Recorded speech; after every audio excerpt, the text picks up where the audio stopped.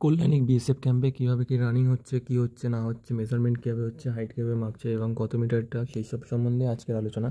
তো ভিডিওটি সম্পূর্ণ দেখো, সমস্ত তথ্যই পেয়ে যাবে একটি ভিডিও থেকেই। তো এসএসসি জিডির কল্যাণী বিএসএফ ক্যাম্পে যে রানিং হচ্ছে সেটা কিন্তু রাস্তায় হবে না, রানিং কিন্তু গ্রাউন্ডে হচ্ছে। গ্রাউন্ড মানে ভিতরে কিন্তু পিচের রাস্তা রয়েছে, সেই পিচের রাস্তাতে কিন্তু রানিং হবে, ঠিক আছে। তো রানিং সম্ভবত 700 বা 1000 মিটারের ট্রাক, 700 থেকে 1000 মিটার ট্রাকের মধ্যেই আছে। এবং গেটে ঢোকার সময় কিন্তু অ্যাডমিট কার্ড লাগবে, যে কোনো একটা ফটো আইডি, মানে আধার, প্যান, ভোটার, যে কোনো একটি।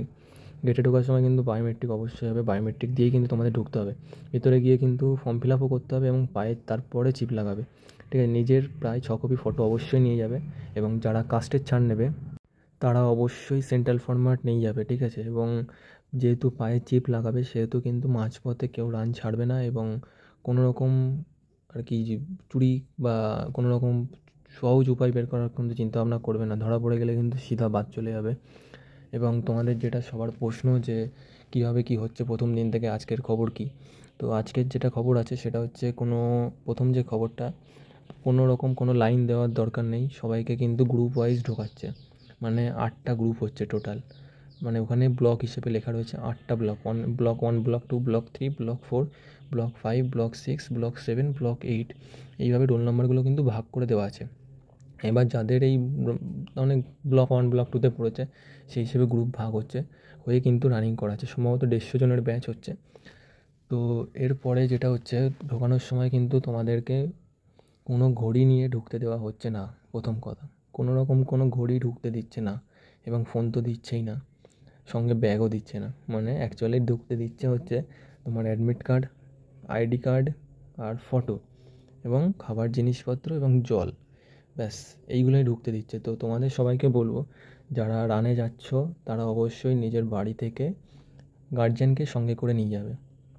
কেন বলছি গার্জেনকে সঙ্গে করে নিয়ে যাবে, তার একটাই কারণ, ধরো তুমি ওখান থেকে ফোন রাখার জায়গা পাচ্ছ না, প্রথম কথা। আমার যেটা হয়েছিল মালদা ক্যাম্পে, তো মালদা ক্যাম্পে ফোন নিয়ে ঢুকতে দেয়নি। তো ঢুকতে দেয়নি বলে আমি বাইরে ওখানে একটা দোকানে ফোন রাখছে, তো ফোন রাখছে, এবার দোকানে ফোন রাখলে একটা স্লিপ দিচ্ছে। তো একটা ছেলে আমার সাথে ফোন রাখলো, তো বেরিয়েছি আমরা সবাই একসাথে, তো তার ফোনটা সেখান থেকে গায়েব হয়ে গেছে।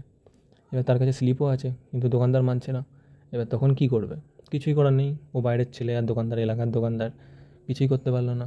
10-12 হাজার টাকার ফোন পুরো হারিয়ে গেল।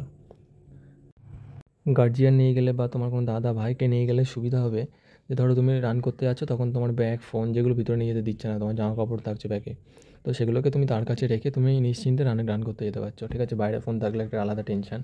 তো আমার মতে সবাইকে গার্জিয়ান নিয়ে যাওয়াই উচিত। তো কে কী করবে সেটা তার নিজস্ব ব্যক্তিগত মতামত, ঠিক আছে। তো এবং অনেকের প্রশ্ন, রান কি বাইরের যে আগের ট্র্যাকে হতো 2.5 কিলোমিটার যাওয়া, 2.5 কিলোমিটার আসা, তো সেই ট্র্যাকে কি রান হচ্ছে? একদমই না, এটা ভুল খবর।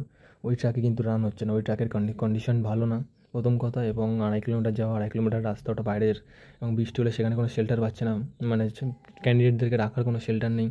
তো এটাও একটা চাপের বিষয়। সেই হিসেবে ক্যাম্পের ভিতরেই কিন্তু রান হচ্ছে, এবং ক্যাম্পের ভিতরে যে রোডে রান হচ্ছে সেটা 700 থেকে 1000 মিটার ট্র্যাক শুনলাম, যতদূর জানা গেছে। তো 6টা পাক মারতে হচ্ছে, ফার্স্ট যে ব্যাচ হয়েছে তারা 6টা পাক মেরেছে। ওরকম 800 থেকে এরকম 1000 বা 700 থেকে 1000 এর মধ্যেই থাকছে, ঠিক আছে। আর সবথেকে প্লাস পয়েন্ট আছে কল্যাণীর যে ট্রাকের কিন্তু প্রচুর গাছ আছে, মানে রোদ্দুর পড়বে না বললেই চলে, এটা একটা প্লাস পয়েন্ট সবথেকে। তো চিন্তার কোনো কারণ নেই। আর RFID দিচ্ছে, তো নিজের পাক কতগুলো হচ্ছে সেটা কিন্তু নিজেকেই কাউন্ট করতে হবে।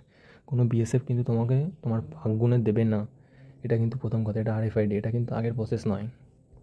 আগে তো হতো এরকম যে তুমি যখন দৌড়াচ্ছ তো একটা চক্কর মেরে আসবে, তোমাকে কুপন দেবে, মানে কুপনেই তোমার কাউন্ট হয়ে যাচ্ছে, ঠিক আছে। এখানে কিন্তু তেমন হবে না। অন্যান্য ক্যাম্পে যেটা হতো আগে, বা সব ক্যাম্পে হতো, নদীয়াতে হতো সেমই, 2.5 কিলোমিটার গিয়ে কুপন নাও আবার আসো।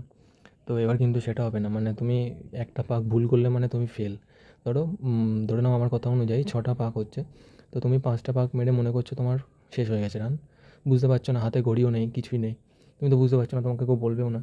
তো তুমি দেখা যাচ্ছে ফিনিশিং পয়েন্টে থেমে গেলে, তুমি মনে করছো আমি পাস করে গেছি, কিন্তু তারপরে এবার এখন তো পাস ফেল দুজনকেই রানের পরে এক জায়গায় বসাবে, তারপরে যখন রেজাল্ট দেবে তারপরে পাস ফেল আলাদা করবে।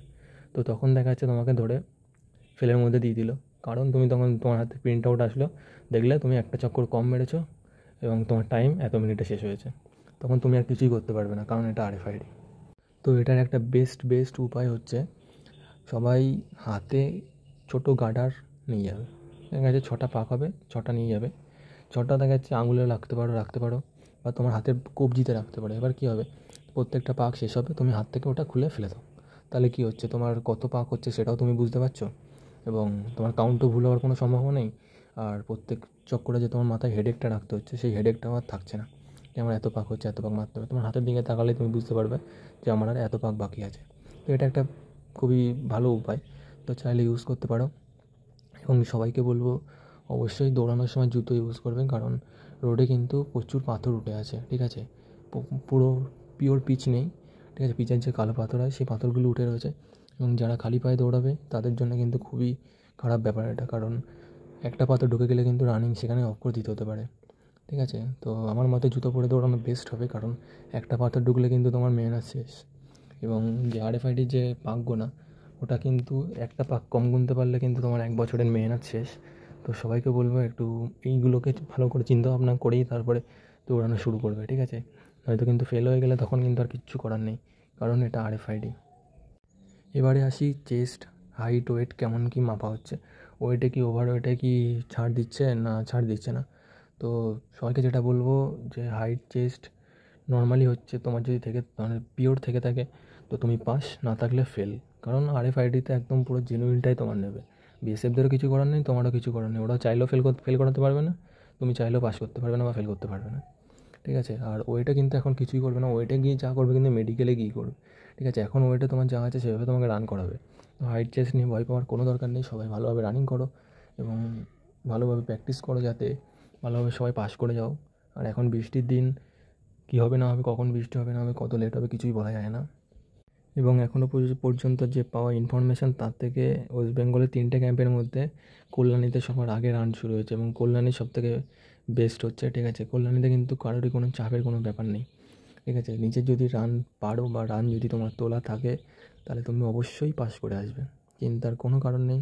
তো সবাই মনে জোর রাখবে যে পাস করেই আমাকে আসতে হবে, ফেল করে আসা যাবে না। তো এই মনোভাবনা নিয়েই চলতে হবে। তো এইভাবেই সবাই আর কি প্র্যাকটিস করতে থাকো। এবং ভিডিওর শেষে দেখো আমি একটা ভিডিও জুড়ে দিয়েছি যে কীভাবে তোমাদেরকে গ্রুপ করে ঢোকাচ্ছে। তো গ্রুপ করে কিন্তু সবাইকে ঢোকানো হবে, ঠিক আছে। গ্রুপের বাইরে কিন্তু কাউকে ঢোকানো হবে না, বা নিজের ইচ্ছা মতো লাইন দিয়ে ঢুকতে পারবে না, কারণ আরএফআইডি তো ওদেরও সুবিধার ব্যাপার রয়েছে। রোল নাম্বার অনুযায়ী থাকলে ওদেরও সুবিধা হবে, যেহেতু রোল নাম্বার অনুযায়ী ঢোকাচ্ছে। তো ভিডিওর শেষে আমি ভিডিওটা দিয়েছি। এবং যেটা আরেকটা গুরুত্বপূর্ণ খবর, নিজের হাতের বাম হাতের বুড়ো আঙুলটা অবশ্যই পরিষ্কার করে নিয়ে যাবে। অনেক ছেলের কিন্তু বায়োমেট্রিক মিলছে না, বায়োমেট্রিক না মিললে কিন্তু খুবই খারাপ অবস্থা, কারণ বায়োমেট্রিক না মিললে কিন্তু তোমাকে সারাদিন ধরে ফর্ম ফিল আপ করাবে, প্রথম কথা। দ্বিতীয় কথা, তুমি রান পাস করবা, ঠিক আছে, মেডিকেলে রাখবে, ঠিক আছে, কিন্তু তোমার জয়েনিং কবে হবে কিন্তু কেউ বলতে পারে না। তো সেহেতু সবাই কিন্তু বাম হাতের বুড়ো আঙুলটা ভালো করে পরিষ্কার পরিচ্ছন্ন করে নিয়ে যাবে, যাতে বায়োমেট্রিকটা এক চান্সে মিলে যায়। এটা কিন্তু অনেকেরই সমস্যা হচ্ছে, তো এই সমস্যায় কেউ পড়বে না। আর সবাই কিন্তু আঙুলটা পরিষ্কার করে নিয়ে যাবে, আর সঙ্গে অবশ্যই জুতো নিয়ে যাবে। জুতো ছাড়া কিন্তু দৌড়াতে পারবে না, রাস্তায় কিন্তু কুচো পাথর উঠে আছে, তো সমস্যা হতে পারে। তো সবাই অবশ্যই জুতো নিয়ে যাবে, আর অবশ্যই খাবার দাবার সঙ্গে করে নিয়ে যাবে, কারণ সারাদিন কিন্তু ক্যাম্পের ভিতরেই থাকতে হবে, আর ক্যাম্পের ভিতরে খাওয়া দাওয়া কিন্তু ভালো হয় না, প্রথম কথা। তো নিজেই নিয়ে যাওয়া ভালো খাবারটা। জলটা অ্যাভেলেবেল ভিতরে পেয়ে যাবে, কিন্তু খাবার কিন্তু ভিতরে অ্যাভেলেবেল পাওয়া যাবে না, এটা মাথায় রাখবে। আর রানিং কিন্তু রাস্তায় হবে না, ক্যাম্পের ভিতরের রাস্তায় হবে, বাইরের রাস্তায় কিন্তু হচ্ছে না, ঠিক আছে। তো ক্যাম্পের ভিতরে যে রাস্তায় হচ্ছে পুরোটাই রাস্তায়, ট্রাকের পুরো সাইড দিয়ে একদম গাছ, কোনো রকম রোদ্দুর নেই, অল্প অল্প রোদ্দুর আসবে, ওটাতে কোনো রকম কোনো সমস্যা হবে না। তো এই পর্যন্ত ছিল আমার ভিডিওটি। তো ভিডিওটি ভালো লাগলে অবশ্যই সাবস্ক্রাইব করো, লাইক করো এবং ভিডিওটি শেয়ার করো, যাতে সমস্ত ক্যান্ডিডেটরা জানতে পারে এবং সকলের উপকার হয়। ভিডিওটি এখানেই শেষ করছি। তো এখানে কিন্তু আমরা দেখতে পাচ্ছি যে সকল ক্যান্ডিডেটরা ছড়িয়ে ছিটিয়ে রয়েছে। তারও একটা বিশেষ কারণ রয়েছে, কারণ এখানে 8টা গ্রুপ করে দেওয়া হয়েছে। সেই গ্রুপ ওয়াইজে কিন্তু 1, 2, 3, 4 এইভাবেই কিন্তু তারা এন্ট্রি করাচ্ছে। আর যেই কারণেই লাইনের কোনো প্রয়োজন নেই, অবশ্যই তোমার গ্রুপ অনুযায়ী তোমাকে এন্ট্রি করানো হবে।